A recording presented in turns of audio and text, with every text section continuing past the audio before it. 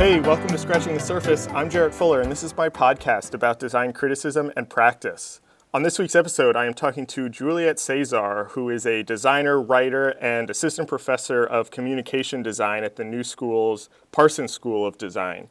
She's designed books for places like Tartine Bakery, was president of the board of directors for AIGA New York for a couple years, and has written a lot about graphic design and the design business and how to work as a graphic designer. In this conversation, Juliette and I talk about her own background in architecture and what it was like working for Peter Eisenman, and then going to grad school to study at Yale, as well as teaching design theory to students and what's missing in design writing right now and how writing has changed her own practice. This was a super fun and really wide-ranging conversation that I really want to get right into, but I just really enjoyed talking to Juliette. Her name has come up on a lot of other interviews that I've done, so I was really looking forward to this conversation, and it was so great to get to know her and hear her thoughts on things like these. It's a bit longer than some of the usual episodes, but she's just really fun to talk to, and I think offers a lot to the design discourse and is a really important voice right now. So let's get into it. Here is my conversation with Juliette Cezzar.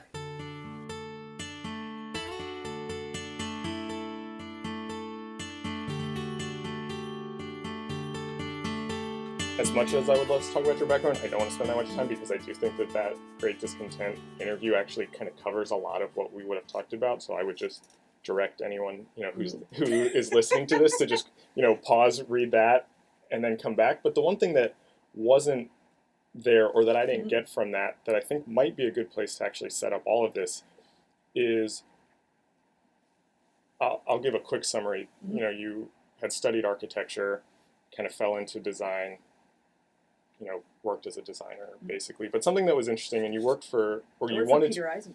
Right, and you wanted to work for any magazine, which is something that I'm So this is the story that I'd like to tell. Okay. Which, I don't know whether we should just get into it, Yeah. which is that I went to Virginia Tech for architecture school, and Virginia Tech at the time, and probably still to some degree, was a very modernism to postmodernism a little bit type of school. It was all about the Bauhaus and Carlo Scarpa, and Aldo Rossi was as far as they were going to go. Okay. And all of the sort of cool stuff that kids were studying at Columbia or whatever, Frank Gehry's and Peter Eisenman's were all taboo. Like, you could not talk about them. You were not allowed to talk about them. They were an abomination to the field, and it was not.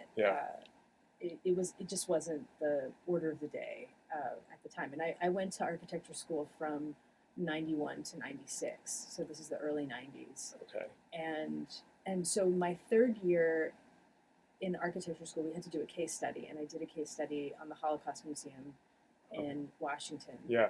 And visited I.M. Pei's office here in New York. And while I was on that trip, we visited all the museums and stuff. And at the Whitney, in the bookstore, was a copy of Anyone on sale for $20 because somebody had torn it in half. So nice. And so I bought this thing because it's contraband at this point. Yeah. Right. I spent so much time looking at it as an object. It's a Massimo Vignelli designed it. It's pink, it's square, 10 by 10. It's actually like one of the best designed objects I have in some ways, like for what it is. And even though it's ripped in half. Even though it was ripped in half, I taped it back together. Okay. And it was within my budget since it was $20. Right. And then I slowly started reading pieces out of it, and it's really just conference proceedings from a very theoretical architecture conference, but that's how I got to see these ideas from that I was not exposed to in school, because in school we were reading Corbusier, we were reading Mies van der Rohe. We didn't read anything from living people, or we were not really encouraged to. So, which is different depending on where you go and what time it is, but so it was, and I still think about the role of graphic design in this particular book, because I didn't understand very much of it, but there were some that were just 2 pages long, or that were really big type. Right. So I would start with one, and then I'd read another, and I would just keep going. And so at the end of that, so 2 years later, when I moved to New York, my first thing that I wanted to do was go work at Any, and they had an editorial position open, and I thought to myself, like, which is which to me is so kind of funny and ridiculous, because I went to architecture school in the first place because I thought it was art plus math, and then when I graduated, my first wish was to go into editing. That I wanted to be a writer and an editor, and then when I interviewed with Cynthia Davidson, she said, look, we like you, but you don't know anything. You're 21 years old. You just showed up here from Virginia. You don't even know who these people are.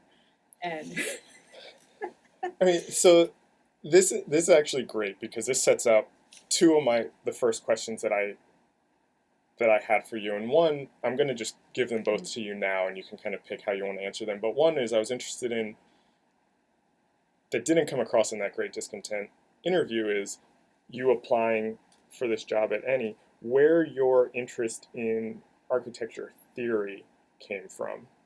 And then the second part of this, which may or may not be related, is where your interest in writing or editing or that kind of thing came from, because it does seem, studying architecture, to then go to something that's very theoretical and writing based. Where did those things come together? Well, there's a few different reasons for it. One is that I'm a reader before anything. Like, okay. I'm an omnivorous, voracious reader. I read, I'm that kind of cliche. I read the backs of the shampoo bottle kind of. I read everything, anywhere. I hate read. I love read. I do all of it. Okay. And so, and I was already like that before I went to school. And mostly I've read fiction though, all through college. Okay. Like, I didn't really read that much theory, and I was such a contrarian in school too, all through grad school as well. Yeah. And so I was always looking for new ideas that were not in the environment around me. It's like I would listen to what was going on around me, and I would think about it, and then I would think, well, what else is there? What? Yeah. And the only way to really get that, unless you're in a really eclectic environment, is by reading and by like really looking. And I do the same thing now with my Twitter feed, for example. I follow people that, I'm probably don't see eye to eye with at all, like, just so that I can kind of get some other ideas. So, but in being a contrarian, I started to really get into theory, because it was the thing we were not supposed to do in my school, and because it was considered. The debate at the time was, the term paper architecture has come up.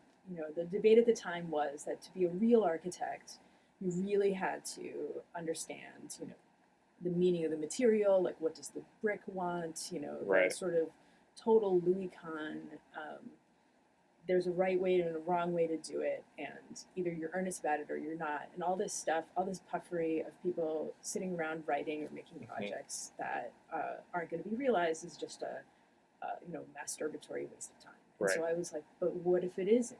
And so I was just really attracted to that, to see, like, well, what is on the other side of, like, what is behind the bleachers exactly? Like, just because you were told that it didn't matter. Probably. You were like, there's... like, there must be something there if everybody's so upset about it. So, but also, like, I should say, I was kind of conditioned that way to some degree already. But then, so after I didn't work at Any, Cynthia Davidson had said, well, why don't you, my husband is looking for an archivist. Like, why don't you go apply to work for him? And of course, like, she underscored her initial point, because I didn't know she was married to Peter Eisenman when I first talked to her. Right.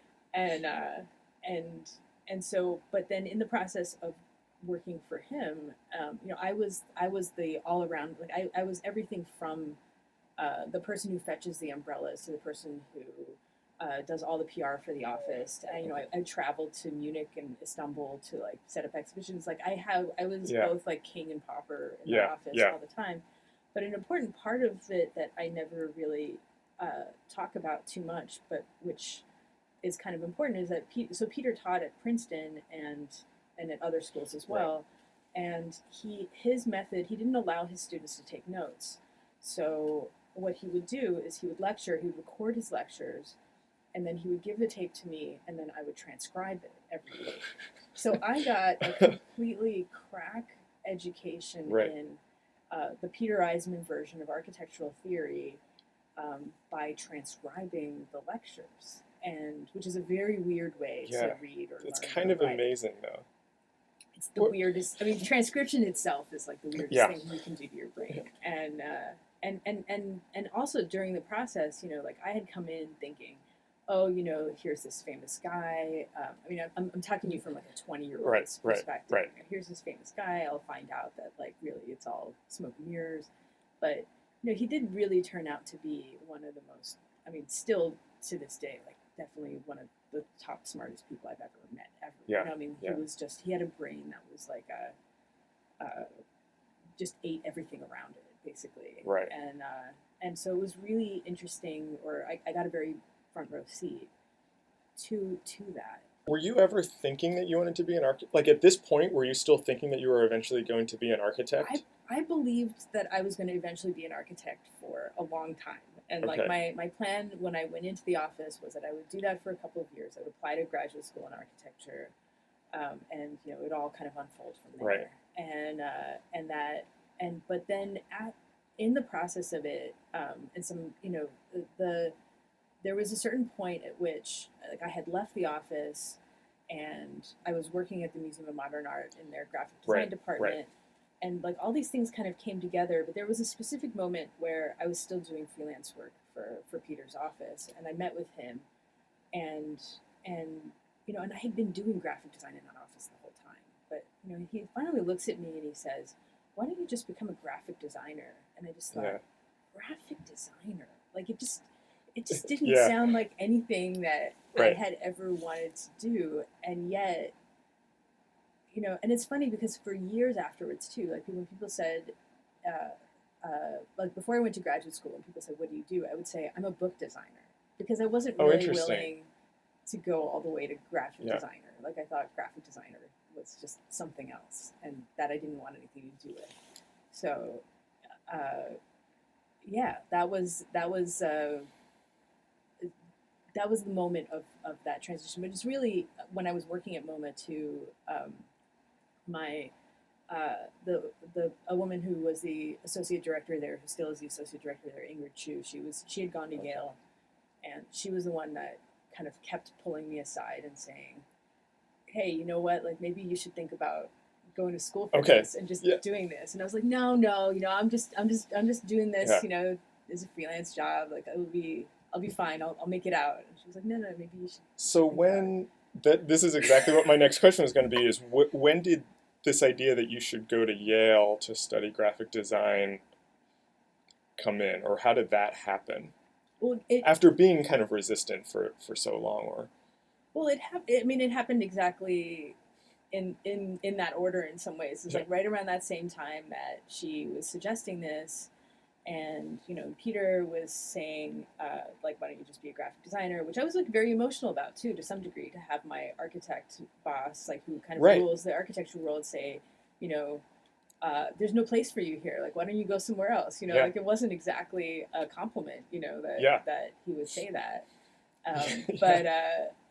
But, you know, and also but there were a couple more things that went into it. One was, and it's interesting because I'm right now writing the AIGA Guide to Careers in Graphic and Communication Design, which is a kind of revision of an original book that Sharon Pogan-Paul made in 1993, and that was around the MoMA office. And like in the book, she had interviewed all these people. Just they had all these little snippets, and to me, when I looked at the field through that book, I was like, oh well, this is a field where people like me, their views are valued.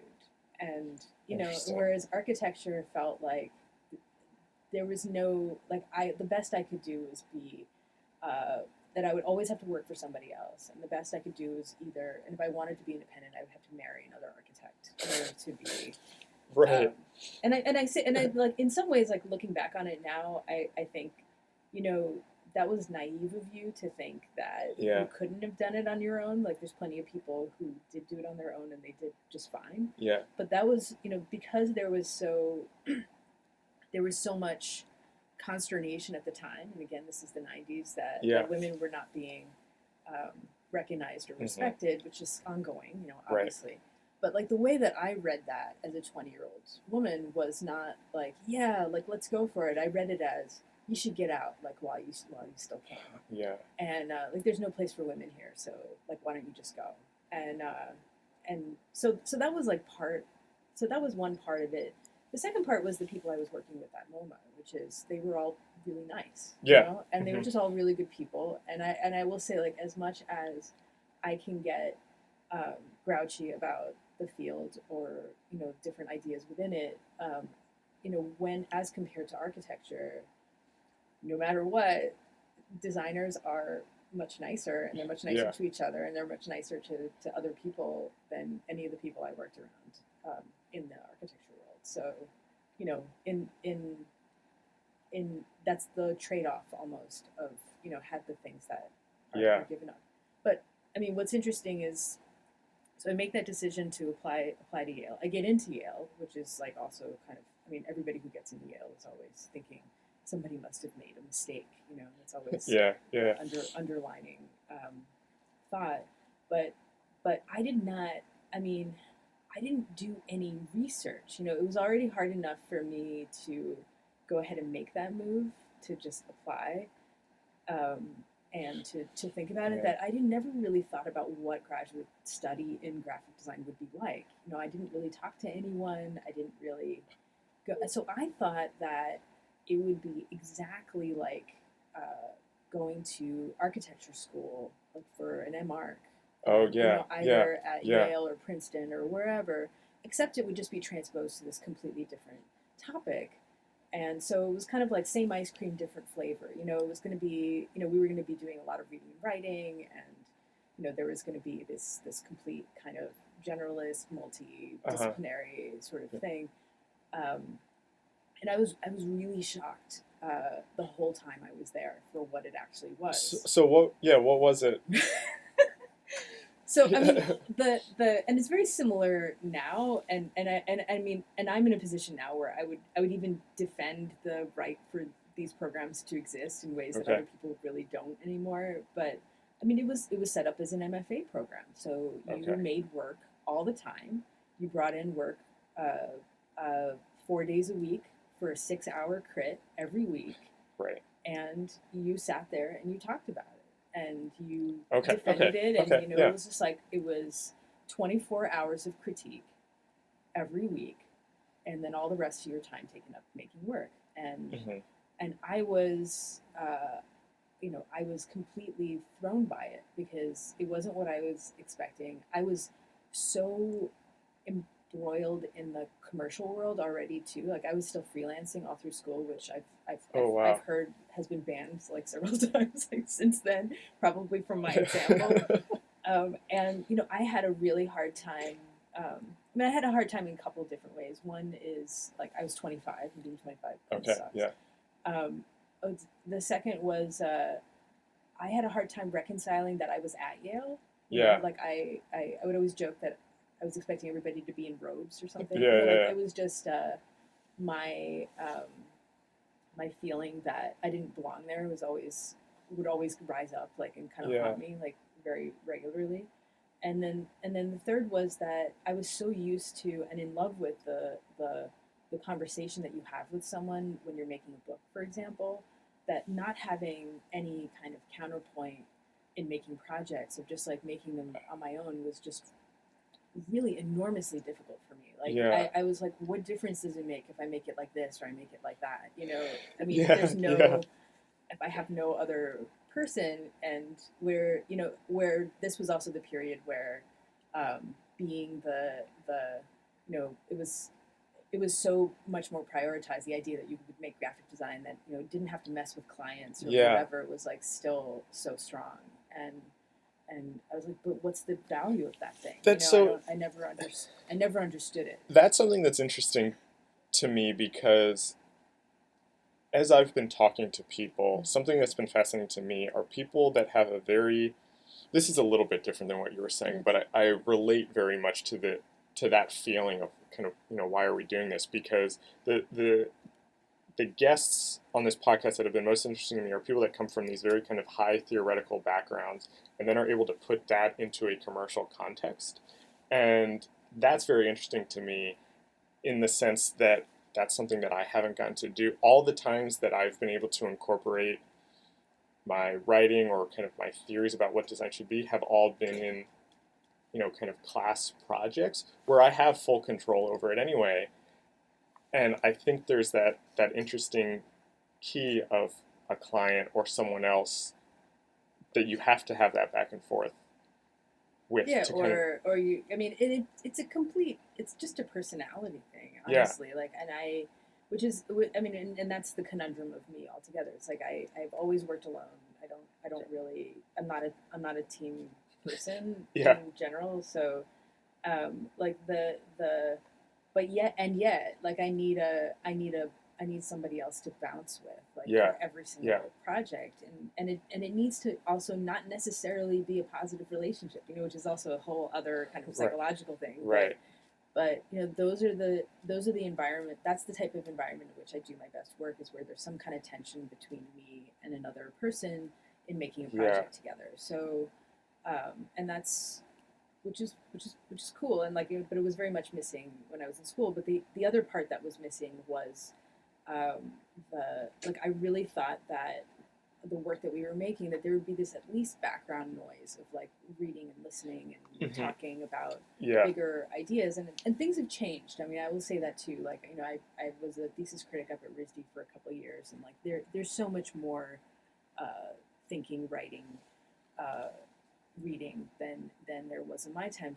But like, I mean, at some point, it's I remember going to Paul Ellman, who was one of our esteemed critics, and just saying like, why is it that I've been here for 2 years and no one has ever recommended that I read a book?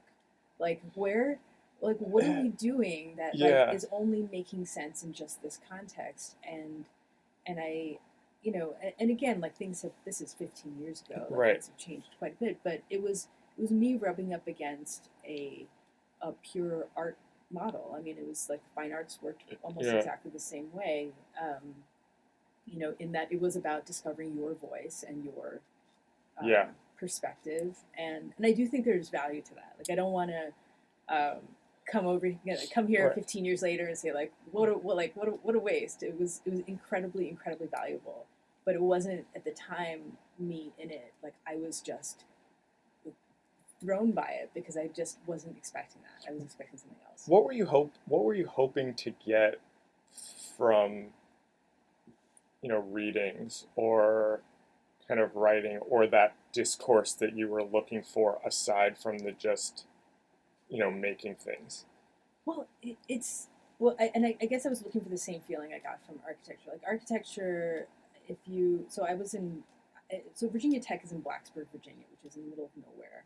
And so I spent all my time in the library, and I worked in the library, and I was just so in love with all the ideas and things around architecture that when it came down to the business of making buildings, I was kind of like, buildings? I don't know. Like, I didn't really have the same enthusiasm for buildings as I did about all of that stuff. And so in going to, I could only, and I try to like think about this feeling because I try to recapture it now, which is, I thought like, well, over there on that side of the fence, I bet you they're talking about all of these things. And I bet you they're talking about like people and ideas and how people communicate and, media and like all these things that we, architects were already talking about, but just better and more and faster about those types of things.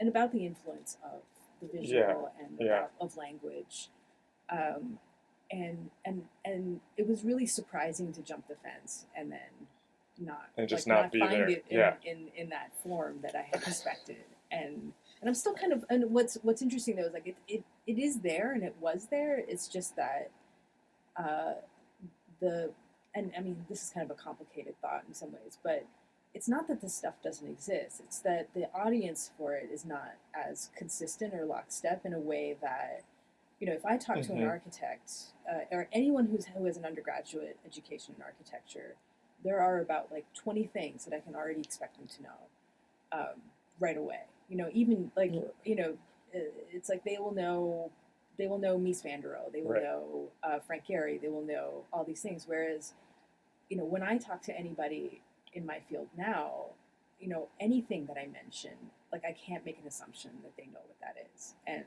it could be, I mean, it's like things that would blow your mind. It's like 2x4. Like how many like walk around and ask people like, do you know what 2x4 is? And there's a subset that knows what that is, and then there's a very wide mass that like doesn't have any idea what you're talking about. So like we are in that field, and it's the big tent that we traded for that, basically. And that's a really good point that I've not thought about before, that I feel like you're on to something there. And I'm gonna,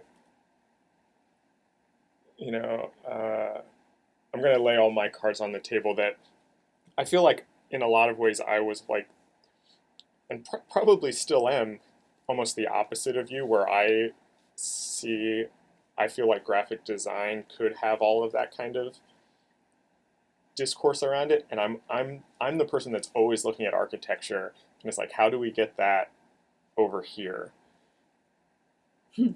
And and that's, I feel like that's so much of why I even do these interviews, is because I feel like somebody must have an answer to that, or somewhere has to be an answer to that. And so I don't know exactly what my question is there, but I'm. Well, I mean, you have to ask the question of like, well, why not? Yeah.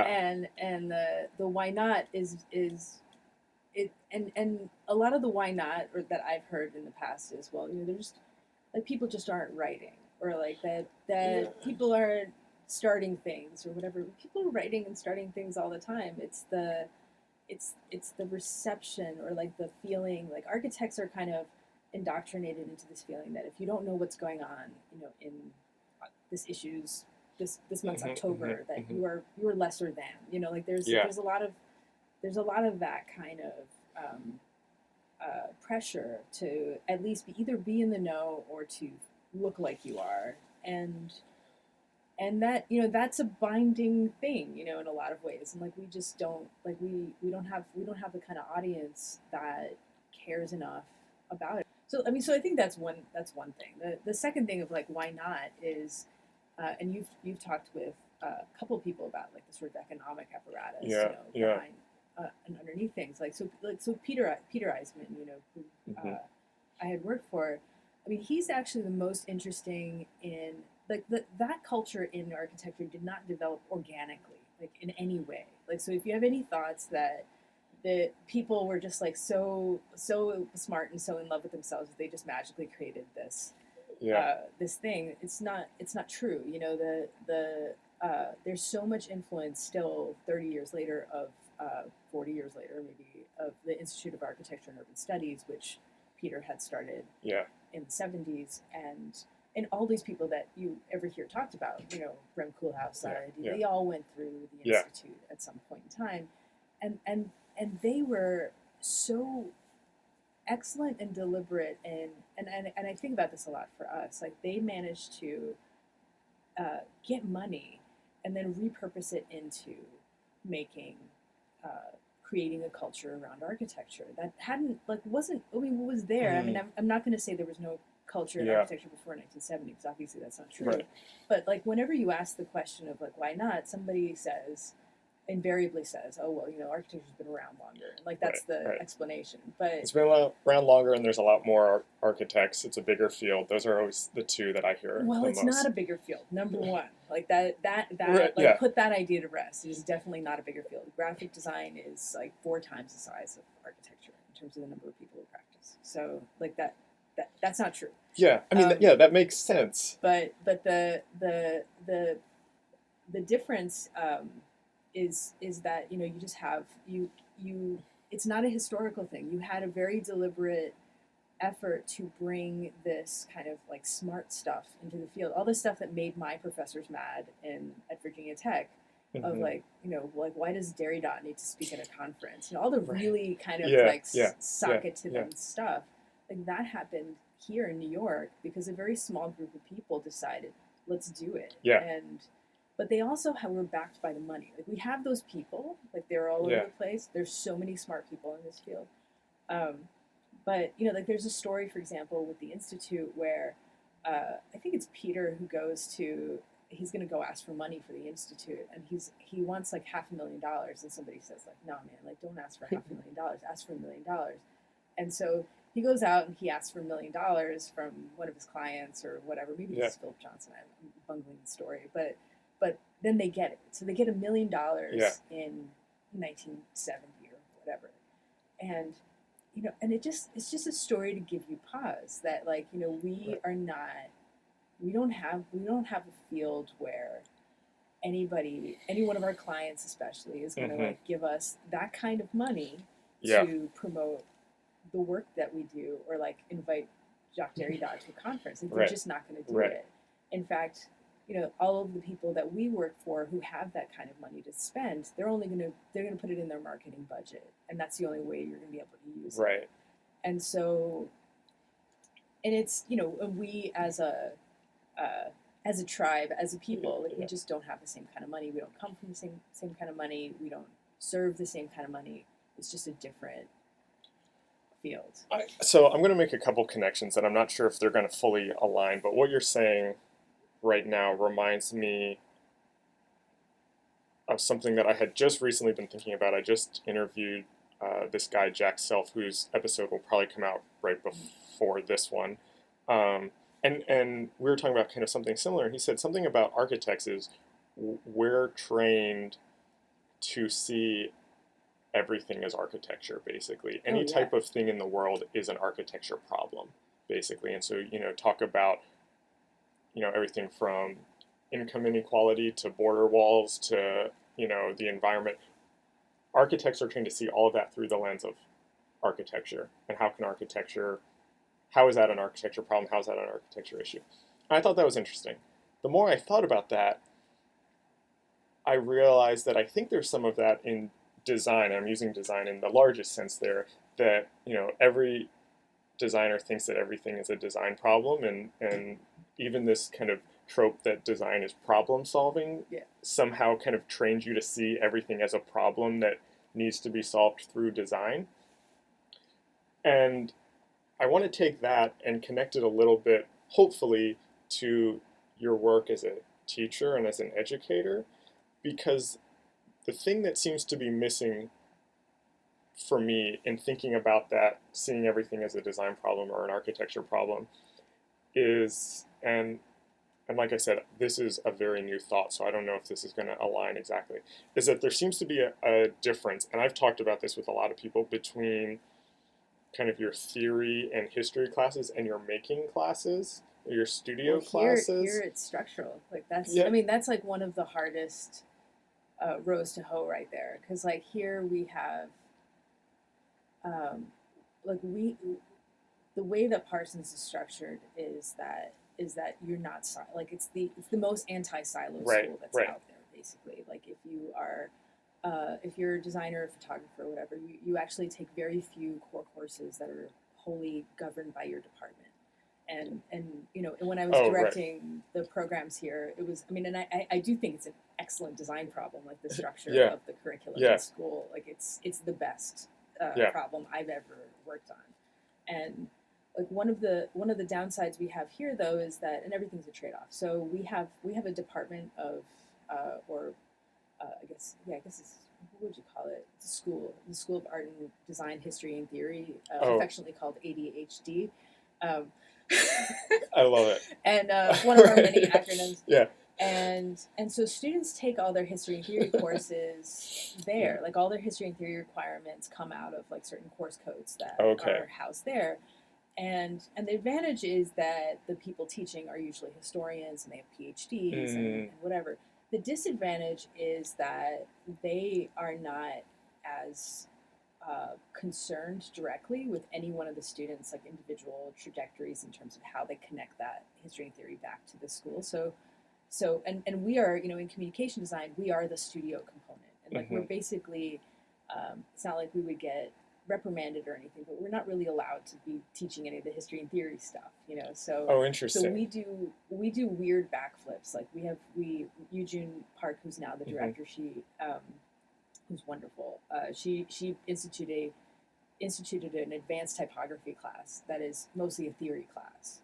So so we kind of work around Yeah. it to some degree to try to address like the thing I was talking about earlier of like just not having common references like that so that we Right. can actually have them because I mean I'll say this too like I didn't realize how and we could talk actually for another hour about history by Yeah. the way but so I would have students come into my class and they would show me something I'd be like what the hell is this and then they would say I was inspired by Art Deco and Yeah. I would just be kind of in a position of just not being able to even respond because I didn't really understand like there were so many things loaded into that of like why did you think that being inspired by Art Deco is like an appropriate thing to do right now to like it's November 25th like what are we doing in Art Deco and I would go into uh, uh, the poor dean of ADHD every year or every semester, and I would say like, I want to see the graphic design history curriculum, and I want it to change. And she would say, well, what's the problem? And I would say, well, you cover graphic design up until like you only have one class that covers graphic design after 1970.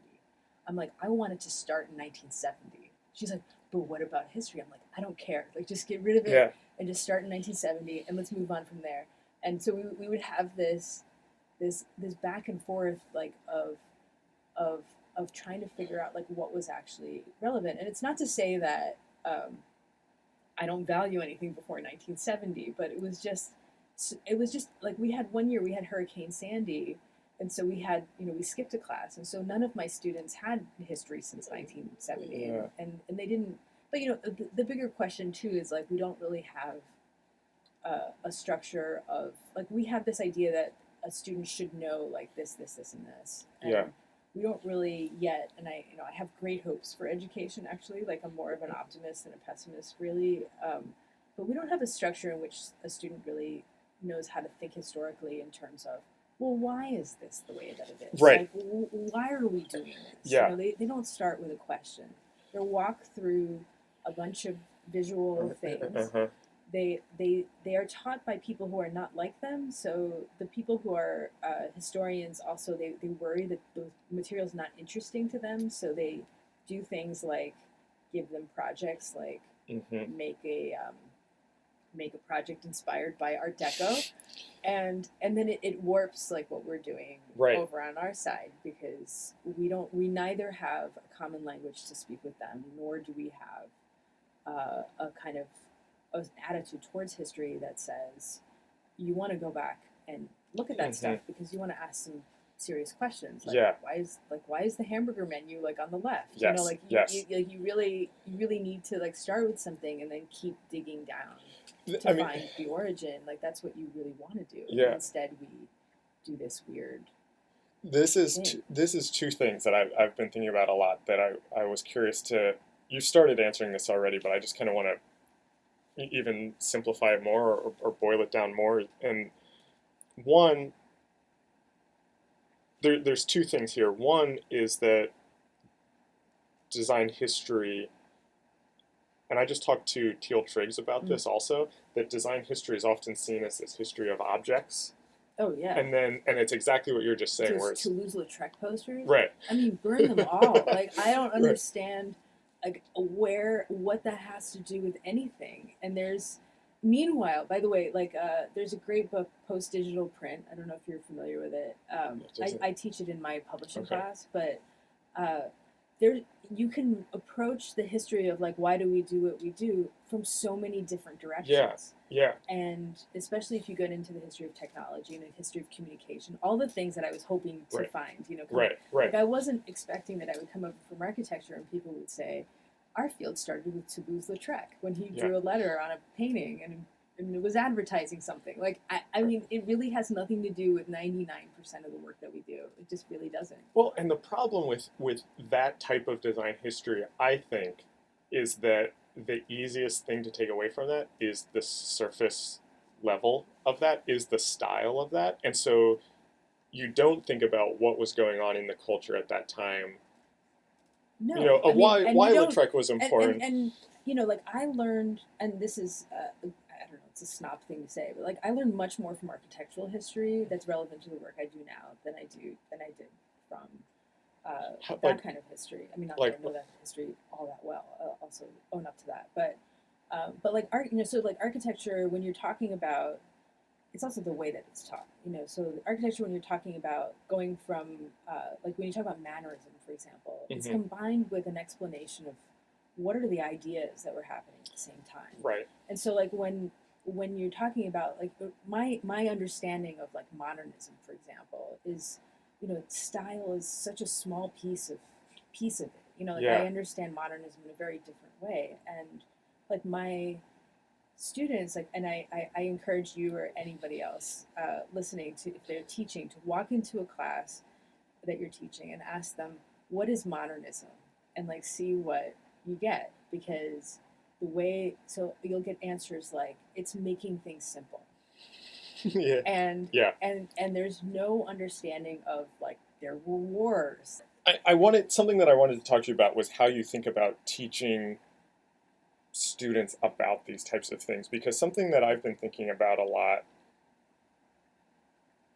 is it's exactly that idea of how do you bring in the theories of these kind of, I don't even know what to call them, movements or eras in design history, so students are aware of them, but it's not just the style that they're taking from it, but it's actually the ideas behind them.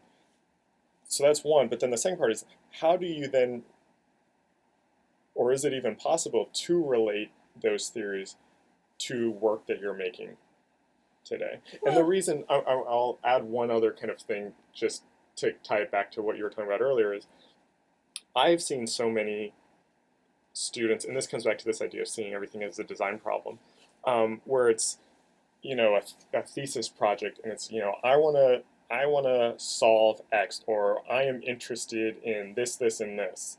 And it's, this great kind of intellectual question. And then you kind of watch this presentation, and it gets to the end where they show the thing that they've made, and it feels completely unrelated because it is, Art Deco. All of a sudden they've added Art Deco style because, like who knows why. And how do you actually add the theories of these things to help make, that arc? Well, I mean, makes it's sense. all Do you know what I mean? but it's all very complicated. I mean, you can demonstrate how, let's say, a modernist piece of design responded to a modernist idea. Like you can, you can make that whole case as a case study. The other question now, though, and which has troubled me a lot lately, which I've written about recently, is that the specificity of the form, as carrying meaning in itself, like the formal decisions carrying meaning in themselves, while you can draw such a straight line, the Ionic column versus the Doric column, like you can really explain why and how.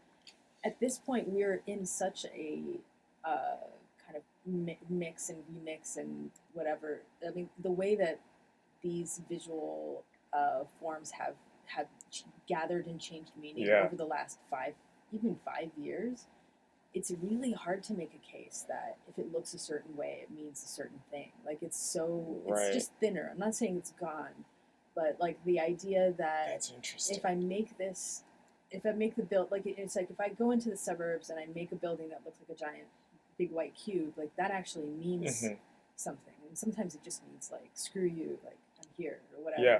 But in the environment that we're in, especially the environment online, which I think about a lot in terms of the visuality of like things online, it's just we're so scrambled, and it's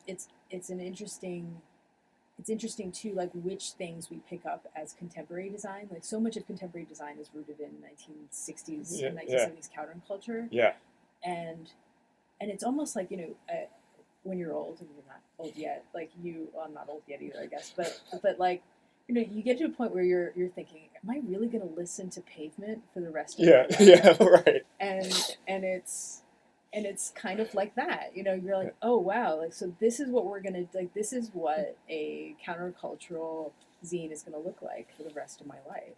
And like, now we're stuck. Like, and it's not something specific to design, by the way. Like the scrambling of what things look like and what they mean is everywhere. But it does make the teaching of history complicated. But I'm even less worried about that. Like I'm less worried about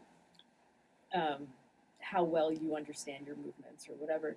To not even really like it's our culture of the internet and buying and selling things is so pervasive in so many it's in everything. Yeah. That Yeah. that we don't have to even have a conversation with that like is something that is hard, and it's Yeah. hard because everything you do now is so public and it's so findable. Your search, all your ideas are searchable now. Right.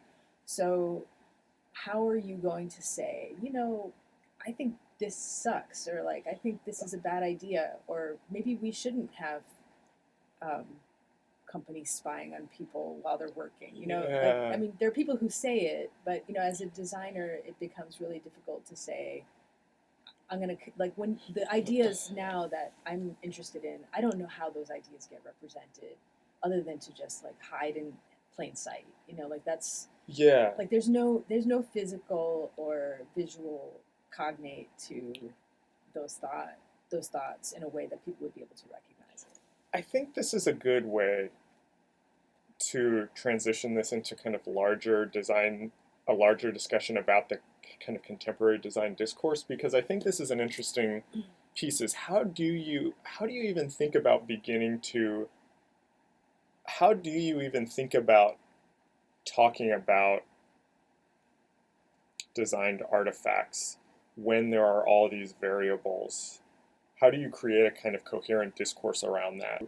Or is it even possible, maybe is even a better question, to have a coherent discourse around graphic design when there are all these kind of cultural, historical, formal, commercial, political variables wrapped up in all of this stuff?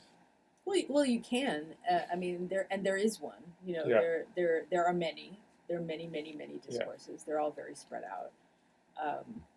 I mean, the thing that I think about is just who can engage in it, and to what degree, and Yeah. where are the risks? Because I mean, like that's the other thing I think about, especially with students. It's like when I went to school, everything that I made did not potentially go onto like an online platform that the entire universe could see. Like right. I never thought to myself like I better not make this, because if it doesn't look like anything, right. then I'm not.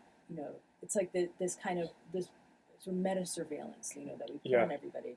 The same thing goes for writing and for being able to like speak your mind, so to speak. So there's a lack of openness. Like I think that's number one. Number two is the lack of any, not knowing who you're talking to, which I think is a big one. And so the short answer in some ways, or probably the short answer to a question you didn't even ask, is if you write something, you actually have to spend half your time selling that thing. Right. Unless the thing you wrote is already selling something else. Yeah. And so you don't, like it's really, it's not, there's no kind of zone you can set up where people can just sort of freely exchange ideas that's not compromised in any way. I have a couple more questions. Sorry, that was the most convoluted answer. No, but it sets up kind of where I wanted to go to kind of wrap everything up, or hopefully kind of put a bow around a lot of this. And I was interested in kind of how this affects you personally and your work. And so in addition to being a designer that you teach and you write and you've published books and you have this kind of background and this interest in architectural theory, how does this stuff all kind of come together for you? Or how does this change how you think about the actual design work that you do, or vice versa? How does kind of being a designer affect how you think about these other things? Well, I mean, it's interesting because it's all kind of part of those. I mean, a lot of the questions that come up are about writing theory. Yeah. Speaking to people at a higher level, communication in general, are always going to be present in the work. I started off designing architecture books, so I'm kind of the reverse of to go all the way back, I should also say it was also shocking to me the degree to which graphic designers look to architecture as like a kind of holy land, and how they wanted to be more like architects, talk more like architects, um, and do work for architects, which is fine. It's great, but like in some ways, once you've done a few of these, like it gets so. I fell into because I had worked the second time around that I worked at MoMA. I designed the identities for the cafes and the restaurant. I fell into like a completely different world, which is the food world, and I think a lot about how they are organized as a culture, and food books and cookbooks. And mostly, I design cookbooks now. Are the most amazing. I mean, I don't know if you've gone to the Strand recently, for example, but like that entire art and architecture section downstairs that I lived in for however many years, especially in my 20s, is now the cookbook section. And if you want like a better kind of representation of what has happened to discourse in the public at large or whatever, you look at cookbooks, look at food blogs, look at restaurants, look at people used to be able to name what opera was on or whatever, like even what movies are out. Like people now can tell you what restaurant just opened before they can tell you what's in the theaters.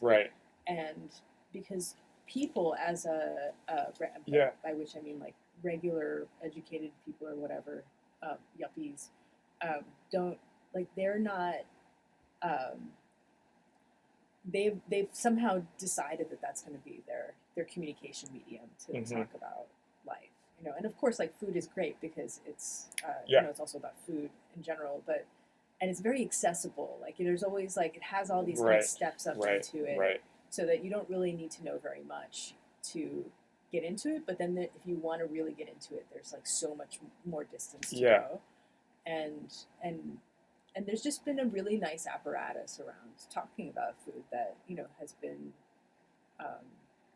very successful. And I just think to myself all the time, like, how is this not like why did this happen? And it's so that's one thing. But then so in my own work though, it's still the same in so many ways, in that it's that conversation between me and the people that I'm working with, and they are not designers. I've never really, not never, but I don't regularly work in a context with other designers. So the designer to designer conversation is very much like a school thing, or like an AIGA thing or whatever.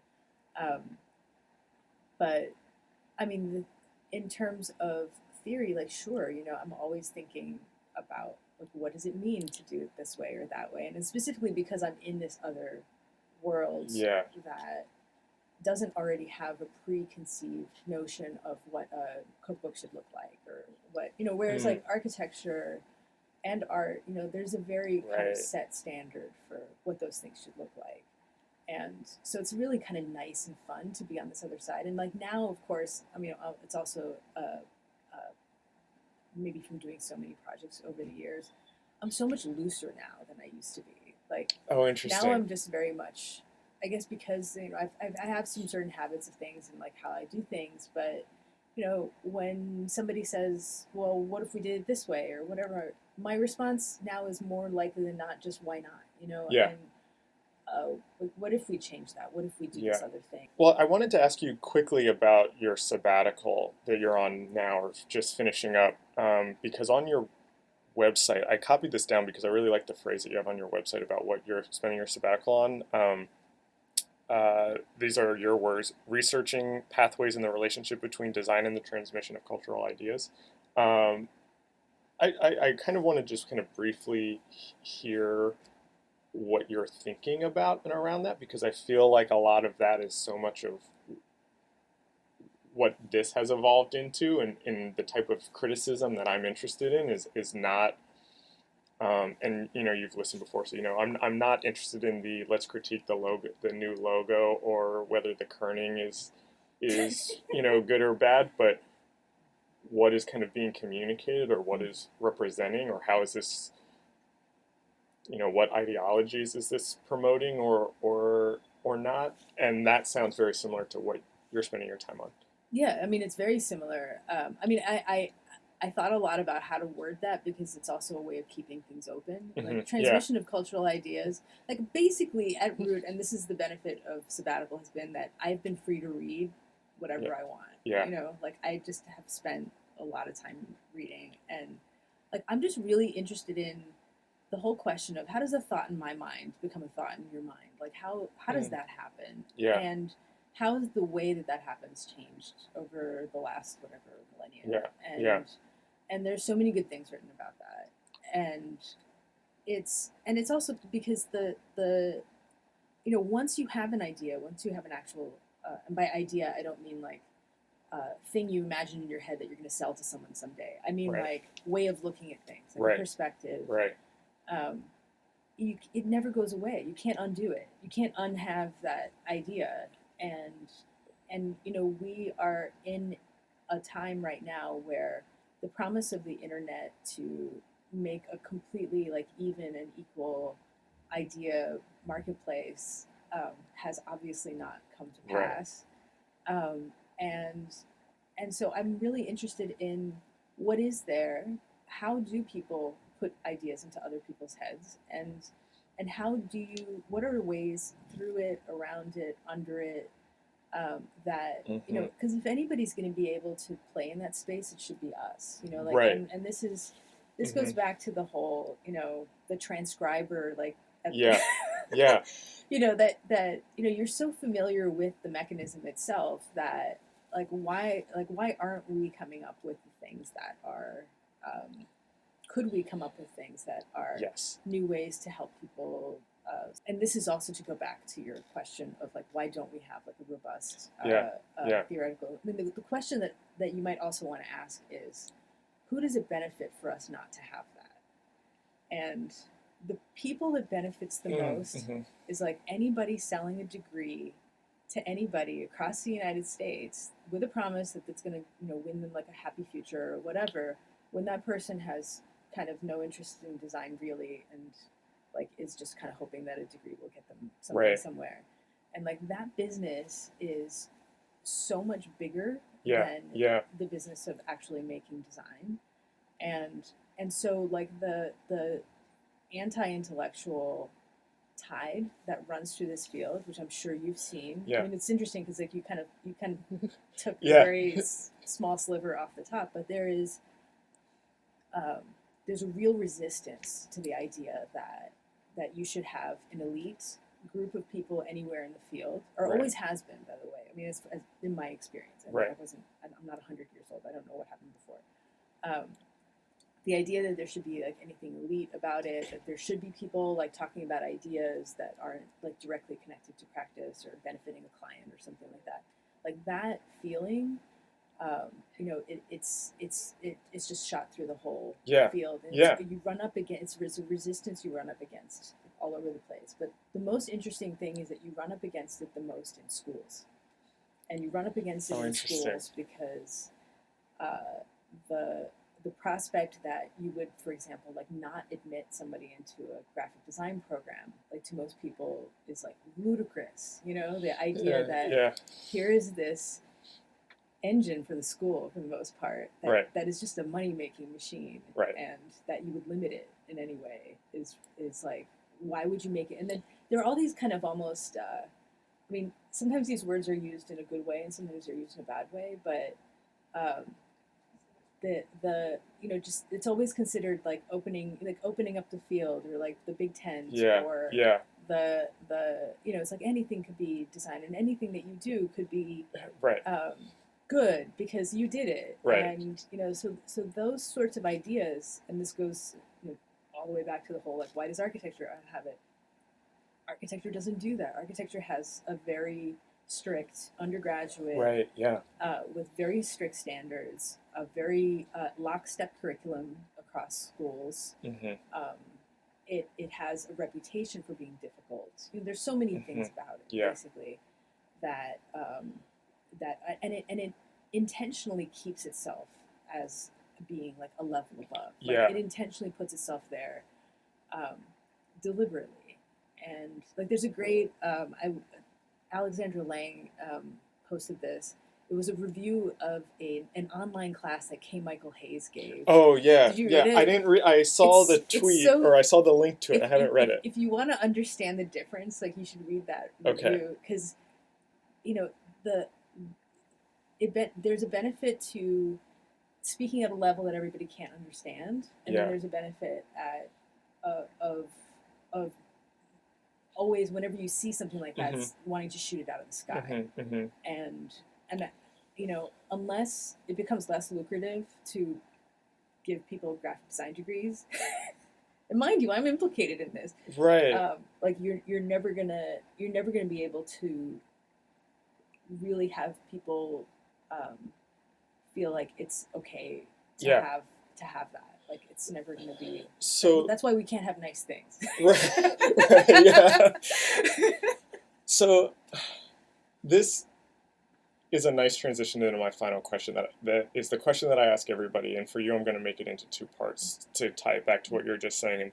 And the first part of that is, what are the issues that designers should be talking about? What are the subjects that should be a part of this discourse?